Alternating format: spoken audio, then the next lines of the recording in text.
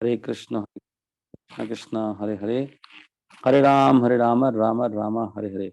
मैं कुछ सुबह पढ़ रहा था तो मेरी ये ना इसमें बहुत उत्सुकता जागृत हो गई, तो मैं आपके साथ ये पढ़ना चाह रहा हूँ कि ये अम्बरीश महाराज का उदाहरण उधर आ रहा है चैतन्य चरितमृत में। तो फिर मैंने भागवतम से श्लोक खोला, तो भागवतम में प्रभुपाद ने पहले चैतन्य चरितमृत लिखी है, बाद में भागवतम लिखा है। तो फिर मैं उसका मीनिंग देखने लगा, भागवतम में क्या मीनिंग लिखा है डिटेल में। जो श्लोक है, सावई मना कृष्ण पदार विंदे हो, कैसे अम्बरीश महाराज ने अपने पूरे अंग भगवान की सेवा में लगा रखे थे। तो यहाँ पर ये राजा अम्बरीश का कैसे ये स्टोरी चली है, मैं वो देख रहा था। तो थोड़ा सा पढ़ते हैं, बहुत इंटरेस्टिंग है। 9वां कैंटो है, 9वां स्कंद। सो ये क्या चल रहा है कि कैसे, कौन सा श्लोक है, ये तो 8वां श्लोक खुला हुआ है। लेट अस सी कि मैं इसको 1 पे लेके जाता हूँ। हरे कृष्ण कृष्ण कृष्ण हरे हरे, हरे राम राम राम हरे हरे। ओम नमो भगवते वासुदेवाय। ओम नमो भगवते वासुदेवाय। ओम नमो भगवते वासुदेवाय। ओम अज्ञानतिमिरन्धस्य ज्ञानंजन शलाकया चक्षुरुन्मिलितं येन तस्मै श्री गुरुवे नमः।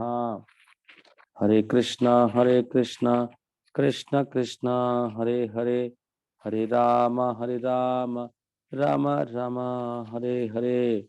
भागवतम में 10 विषय वस्तु हैं। तो जो 10 विषय वस्तु हैं, पता है ना आपको कौन कौन सी हैं? तो मैंने पीछे आई थिंक अभी लेक्चर भी लिया था और रिकॉर्डिंग भी है, यूट्यूब पे पड़ा हुआ है, पर सुन लेना आपको नहीं पता है तो हर श्लोक में से कुछ ना कुछ उन विषय वस्तु के बारे में मिलता रहता है। तो आप देखते हैं भागवतम का हम लोग ये 9वें स्कंद का 4th चैप्टर पढ़ रहे हैं। आई फील या 4th है। श्री शुक वाचा, सुदेव गोस्वामी सुना रहे हैं वो सूर्यवंश चंद्रवंश की, है ना, उन राजाओं की या व्यक्तियों की कथा सुनाते हैं जिनका संबंध भगवान से रहा है, जिनकी जिंदगी में भगवान थे। इसलिए भगवान के बारे में सुने या भगवान से संबंधित किसी व्यक्ति के बारे में सुने, वो सब दिव्य कथाएं होती हैं। सुदेव गोस्वामी ने कहा कि जो नभग है, नभग के पुत्र का नाम था नाभाग, वो बहुत लंबे जिए। और कहाँ पर जिए वो नाभाग? अपने गुरु के आश्रम में, वहां पर रह रहे थे। इसलिए उनके भाइयों ने सोचा कि वो तो घर आएंगे नहीं, वो तो गृहस्थ बनेंगे नहीं और लौटेंगे नहीं। परिणाम स्वरूप उन्होंने उनको कोई हिस्सा ही नहीं दिया और सारी प्रॉपर्टी उन्होंने आपस में बांट ली। लेकिन फिर वो लौट कर आ गए। थे तो ब्रह्मचारी, लेकिन ब्रह्मचारी 2 तरह के होते हैं। प्रभुपाद जी बता रहे हैं कि एक वो होते हैं कभी लौट के नहीं आते, एक लौट के आ जाते हैं और गृहस्थ बन जाते हैं। ट्रेनिंग लिया 25 साल तक, उसके बाद गृहस्थ बन गए। दूसरे वो सीधा संन्यास लेते हैं। फिर लेकिन घर आ गए। घर आए तो भाइयों ने उनको बोला कि भाई देखो ऐसा है, अभी तुम्हारे हिस्से में हमने पिताजी को रख दिया है, पिताजी तुम्हारे हिस्से में है, सारी प्रॉपर्टी हमने बांट ली है। वो बहुत बेचारा भोला था, भोले थे वो। उन्होंने उनकी बात स्वीकार कर ली कि पिताजी मेरे हिस्से में है और कोई दिक्कत नहीं है। तो नाभाग ने कहा कि what have you given to me, आपने मुझे क्या दिया है?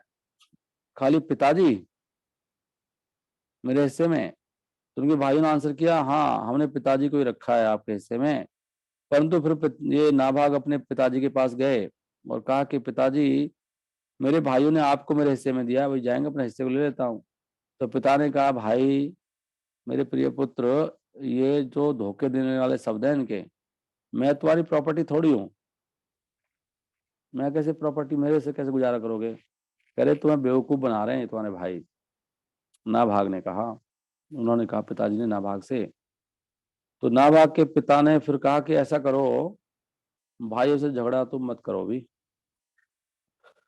तुम चले जाओ अंगिरा के, जो अंगिरा ऋषि के जो वंशज हैं, वो एक बहुत बड़ा यज्ञ करने जा रहे हैं। हम्म। हालांकि वो बहुत बुद्धिमान हैं, लेकिन हर छठे दिन वो यज्ञ करने में क्या थोड़ा भ्रमित हो जाएंगे, कुछ गड़बड़ हो जाएगी, और इस प्रकार वो गलती करेंगे अपने प्रतिदिन की जो उनके कर्तव्य हैं, वो गलती होंगी उनसे। वहां यज्ञ हो रहा है, वहां जाके उनकी हेल्प करो और उनको क्या बताओ आप। हम्म।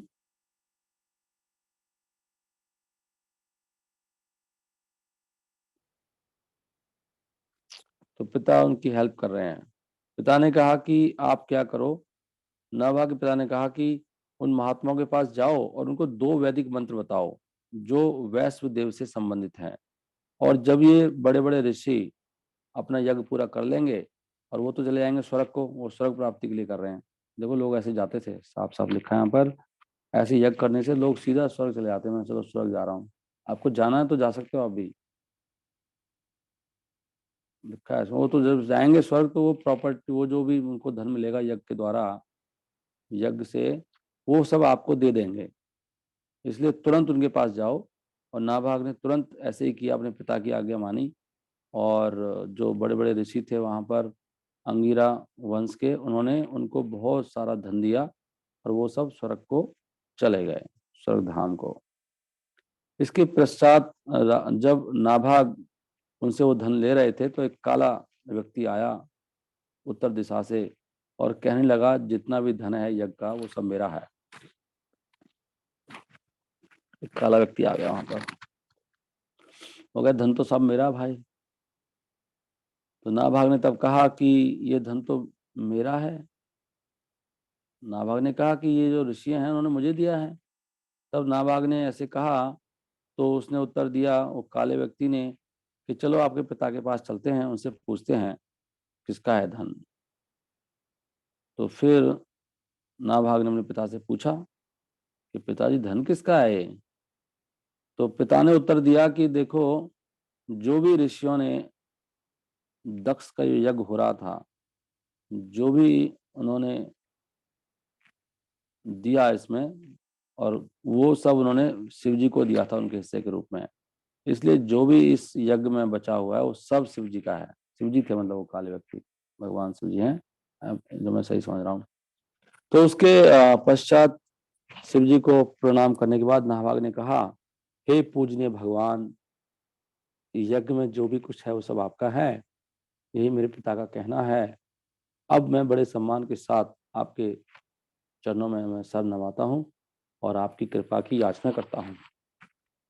देखो ऐसा होना चाहिए तुरंत। अभी झगड़ा हुआ तो ये नहीं है, नहीं प्रभु जी, नहीं प्रभु जी, ऐसे नहीं वैसे नहीं, तुरंत मान लिया उन्होंने।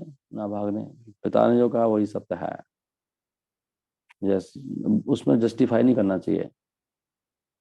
अगर जैसे गुरुदेव के सामने दो भक्तों का झगड़ा हो जाए ना, और अगर वो बिना पूछे ही कह देना आपको, अब इन्होंने तो कुछ सुना नहीं ज्यादा उनकी वो, कि भैया आपकी गलती है, अब तो तुरंत मान लेना चाहिए, जस्टिफिकेशन नहीं देना चाहिए। जस्टिफिकेशन देना अपराध होता है।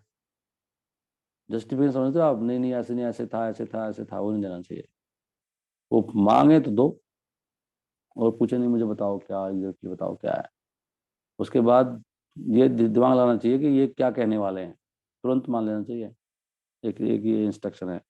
भगवान शिव ने कहा कि जो भी तुम्हारे पिता ने कहा वो सत्य है, और आप भी वही सत्य बोल रहे हो, इसलिए मैं, जो वैदिक मंत्रों को जानता है, आपको मैं क्या दूंगा, भी दिव्य ज्ञान दूंगा। किसने कहा? शिव जी ने कहा, मैं आपको क्या दूंगा? दिव्य ज्ञान दूंगा। तो भगवान शिव ने कहा कि अब आप सारा धन मुझसे ले सकते हो। देखो धन भी दे दिया, और वहीं कहते नहीं ये क्या तरीका है, आप कहाँ से आ गए, ये है वो है, और झगड़ा करो। इसलिए तुरंत मान लेना चाहिए, तुरंत मान लो। Now you may take all the wealth remaining from the sacrifice, for I give it to you, क्योंकि मैं आपको दूंगा ये। अब धन तो मेरा भैया, लेकिन लेना आना चाहिए ना, भगवान आपका है सब कुछ। इसलिए जो भगवान को सब कुछ दे देते हैं, भगवान उनको ही सब कुछ दे देते हैं। ये सिस्टम है। जो रख लेते हैं उनको फिर नहीं मिलता है। नहीं, आफ्टर सेइंग, वो काम नहीं आता, वो माया बन जाती है। आफ्टर सेइंग दिस, ये कहने के बाद भगवान शिव, जो कि धर्म के सिद्धांतों से बहुत चिपके हुए हैं, बहुत लगाव है उनका, उस जगह से आप प्रकट हो गए। भगवान शिव थे वो, आ गए।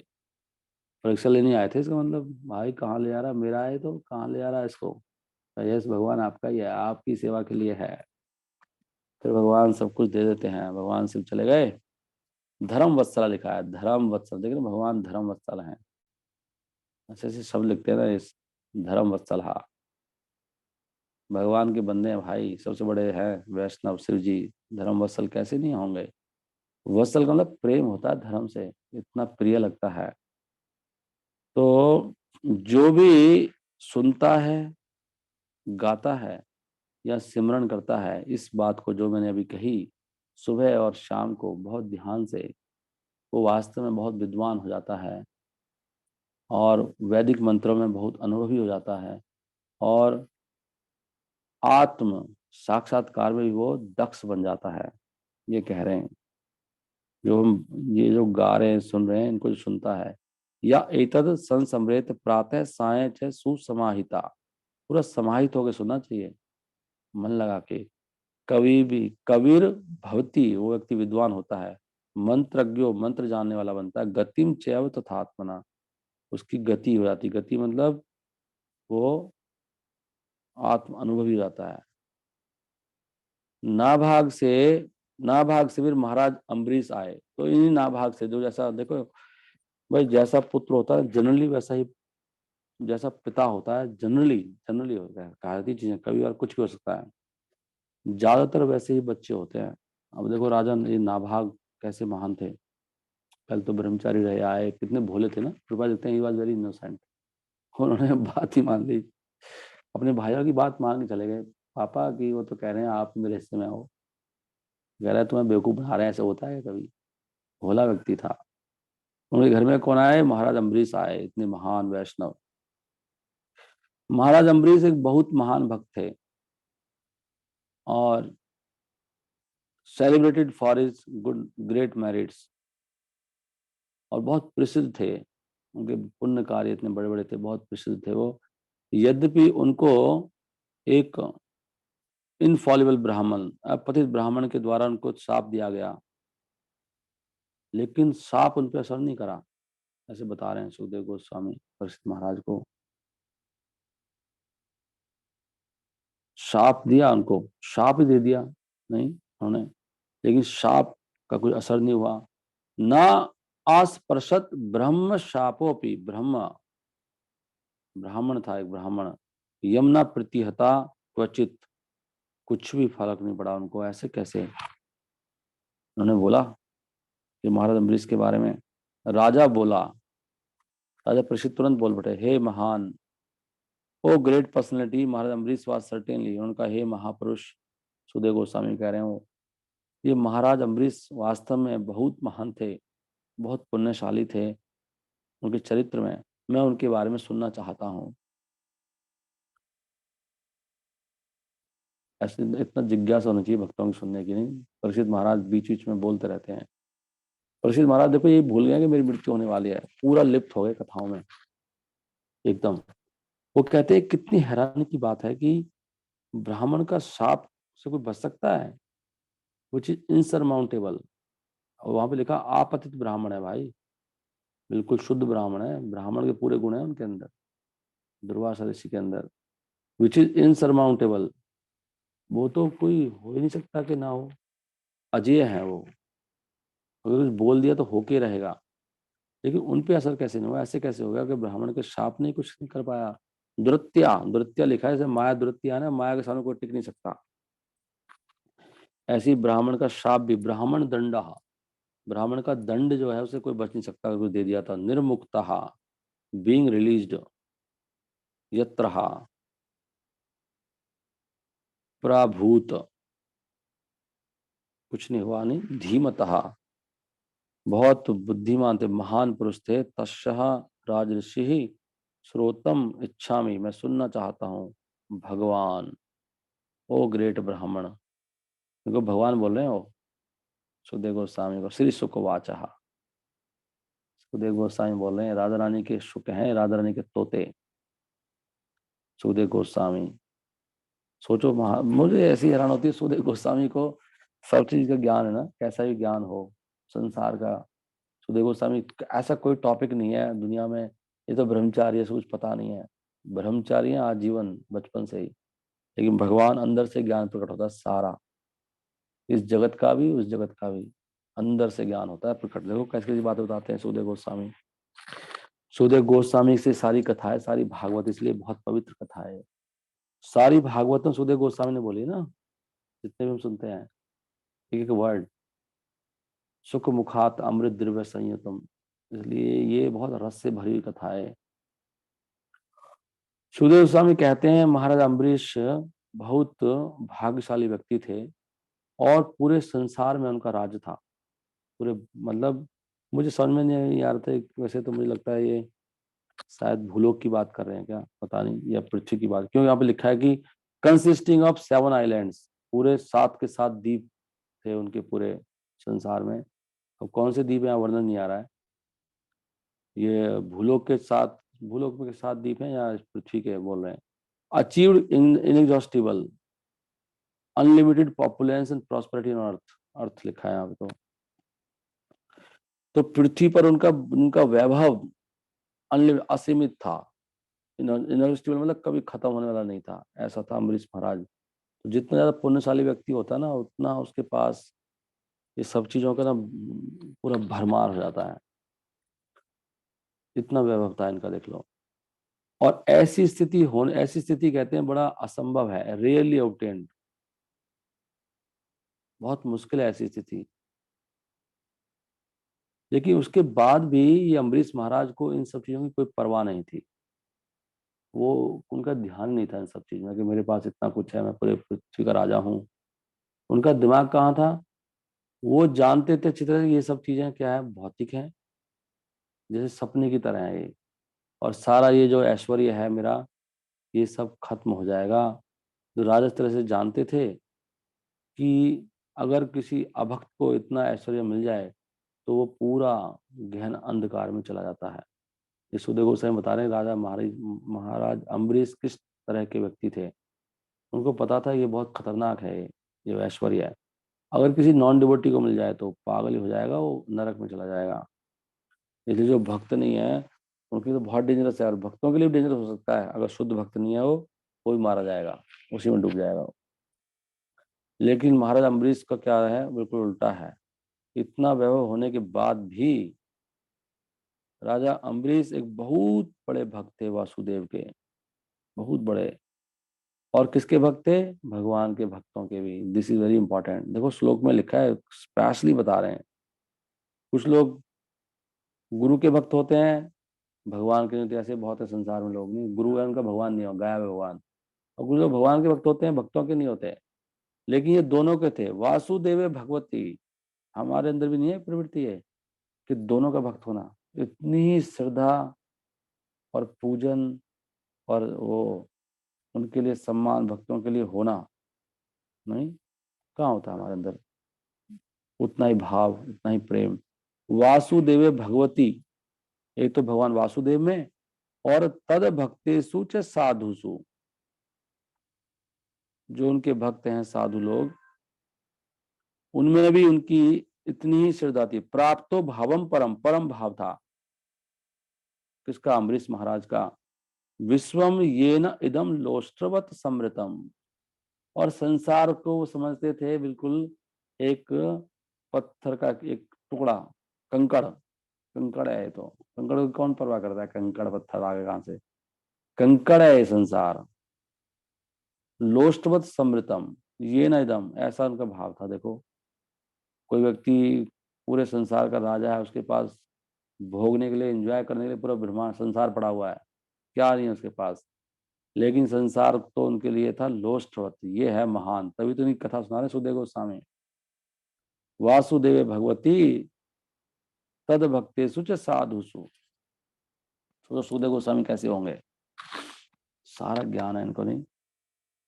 तो वो फिर उनके बारे में सुनाने लगे कि कैसे थे अम्बरीश महाराज। ये श्लोक में पढ़ रहा था सुबह, तो मैं यहाँ पर आ गया। इसमें थोड़ा अलग से अर्थ लिखा प्रभुपाद जी ने, मुझे कुछ ढूंढ रहा था मैं श्लोक में शब्दों को। मैं ढूंढ रहा था कि जन का मतलब क्या है इसमें, क्योंकि प्रभुपाद ने वहां पर उसके बारे में लिखा ही नहीं है, सीसी के अंदर जब उसका ट्रांसलेट किया है। तो मैंने सोचा भागवतम में क्या लिखा है, फिर मैंने सारा पढ़ा है तो देखा, बड़ा इंटरेस्टिंग लगा। ये ऐसे रहते थे अम्बरीश महाराज। सावई मना कृष्ण पदार विंदयो, वचांसी वैकुंठ गुणानुवर्णने, करौ हरेर मंदिर मार्जनादिषु, श्रुतिम चकार अच्युत सतकथा उदये। मन तो उनका लगा हुआ था कृष्ण के चरणों में, कहीं मन में कुछ विचार ही नहीं था। और दिन रात कृष्ण पदार विंदयो, कृष्ण के पद, कौन से, अरविंद कमल जैसे जो पद हैं उसमें उनका मन लगा। सा वही, निश्चित रूप से माँ सा वही मनहा। और वाणी कहाँ लगी हुई थी, वाणी से क्या कर रहे थे, वचांसी मतलब वाणी, वैकुंठ गुणानुवर्णने, भगवान कृष्ण के गुणों का वर्णन करते रहते थे। राजा अम्बरीश को कोई मतलब नहीं था संसार राजपाट कैसे हो रहा है, इतना बड़ा राजा कि भाई बहुत बिजी हूं मैं तो, केवल मन वहां लगा हुआ था, दिन रात कथा कर रहे थे। और हाथों से क्या करते थे, करऊ, करऊ माने दो हाथ, करऊ हरेरा मंदिर मार्जनादिशु, मंदिर था उसकी खुद पोंछा वगैरह मारते रहते थे, मंदिर साफ करते रहते थे हाथों से। कान से श्रुतिम चकारहा, कान उनके अच्युत सतकथ उदय, वो अच्युत भगवान श्री कृष्ण की सतकथा उदय, उन कथाओं को सुनते रहते थे। मुकुंद लिंगालय दर्शने दृशहु, दृशहु मतलब दो आंखें, मुकुंद लिंगालय, मुकुंद का जो मंदिर है, जो उसमें विग्रह हैं और जो मंदिर के दर्शन में लगते आंखें, पूरी इंद्रियां लगा रखी थी उन्होंने, एक एक चीज सोच सोच के, ये मेरा अंग कहाँ लग रहा है, कुछ हाथ से मैंने कोई सेवा ही नहीं करी प्रभु, मुझे तो महीनों हो गए। सब बता रहे हैं, कान कहाँ लगा रखे हैं, आंख कहाँ लगा रखी है। और तद भृत्या गात्र स्पर्शे अंग संगम, और जो उनकी स्पर्श इंद्री से क्या कर रहे थे, चमड़ी से क्या कर रहे थे, भक्तों के पैरों को छू रहे थे, भक्तों को आलिंगन करते थे, भगवान के भक्तों को। तद भृत्य, भगवान के जो नौकर हैं, तद भृत्या गात्र, उनके शरीर से स्पर्श कर रहे थे। और घ्राणम च तत्पाद सरोज सौरभ, सौरभ है, सौरभ है होता है सुगंध, सौरभ, सौरभ नाम होता है ना, सौरभ मतलब सुगंध, सौरभ, सौरभ, सरोज तत्पाद, भगवान के जो चरण कमल हैं उनमें बहुत सुगंध है, नहीं, उसको सूंघते रहते थे। श्रीमद तुलसिया रसनाम तदर्पित है, तत्पाद सरोज सौरभे।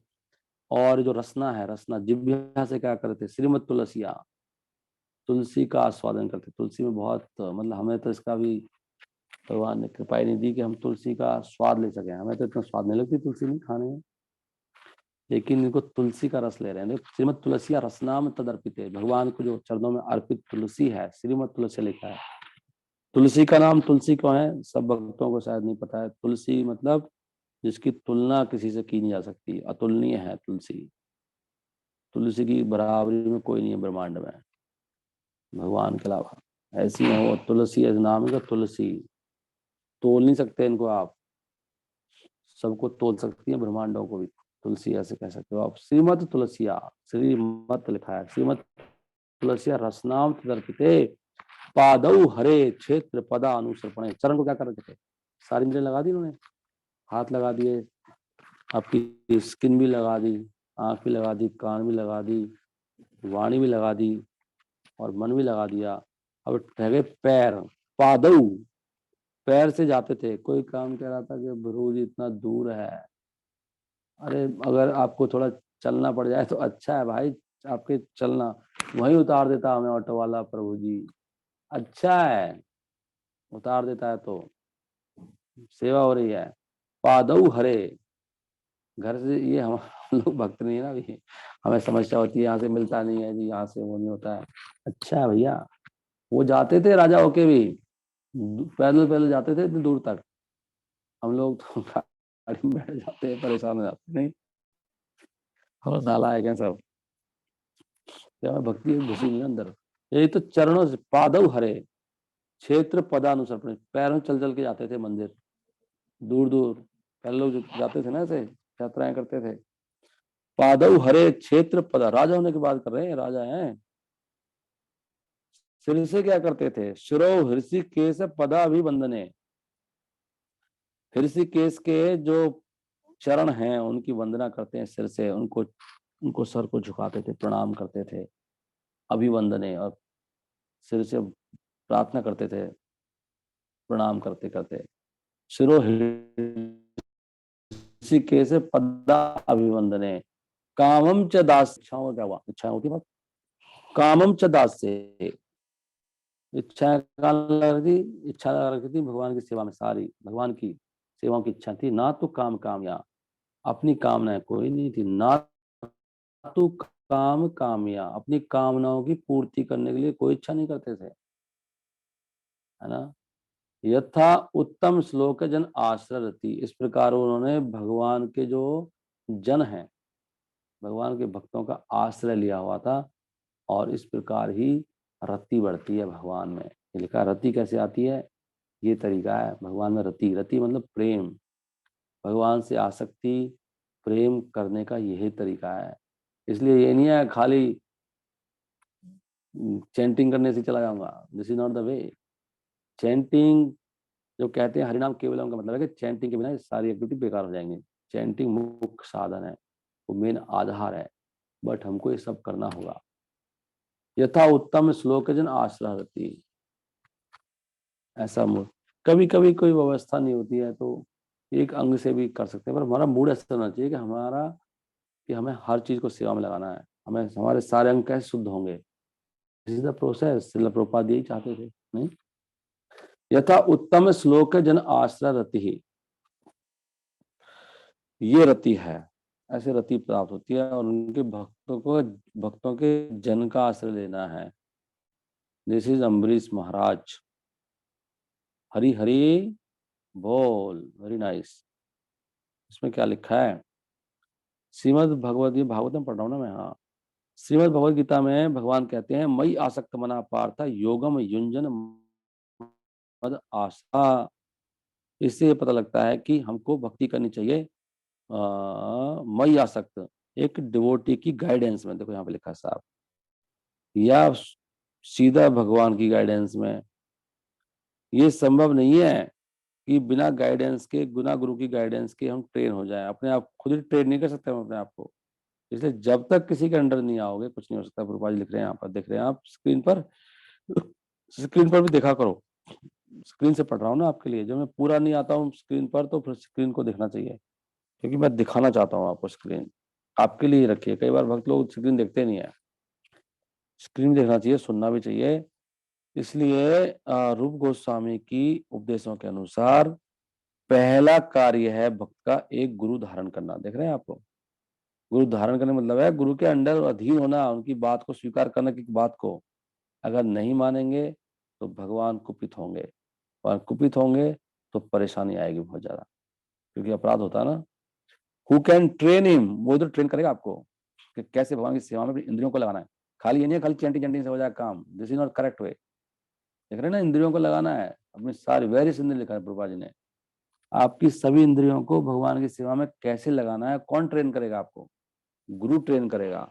तो भगवान भी कहते हैं भगवद गीता में, असंशयम समग्रम माम यथा ज्ञाससी तशृणु। अगर ऐसा करोगे आप तो आपको क्या हो जाएगा, समग्रम माम यथा, आप जान जाओगे, जिज्ञाससी यथा शृणु, कैसे आप मेरे को जान पाओगे, पूर्ण रूप से बिना संशय के। दूसरे शब्दों में, अगर कोई भगवान को समझना चाहता है पूर्ण रूप से, उसको कृष्ण के द्वारा दिए गए निर्देशों का पालन अवश्य करना चाहिए। कैसे, महाराज अम्बरीश के पद चिन्हों पर चलते हुए। अब देखो यहाँ तो नहीं कह रहे ना, तो सारे श्लोकों का हमें निचोड़ निकालना चाहिए। ये नहीं एक लाइन पकड़ ली कि हरे नाम केवलम है जी, केवल नहीं। यहाँ तो प्रभुपाद जी लिख रहे हैं क्या, फिर अगर सारे इंद्रियों को लगाना है, जैसे महाराज अम्बरीश के पद चिन्हों पर चलते हुए, इसलिए प्रभुपाद का तात्पर्य है 9वें स्कंद में। यहाँ पर ये कहा गया है, ऋषिकेन हृषिकेश सेवनम भक्ति उच्चते। भक्ति का मतलब है कि अपनी सभी इंद्रियों को, इंद्रियों के स्वामी की सेवा में लगाना, इसको भक्ति कहते हैं। तो ये सोचना चाहिए कि मेरी सारी इंद्रियां लग रही नहीं लग रही सेवा में, वी शुड मस्ट थिंक।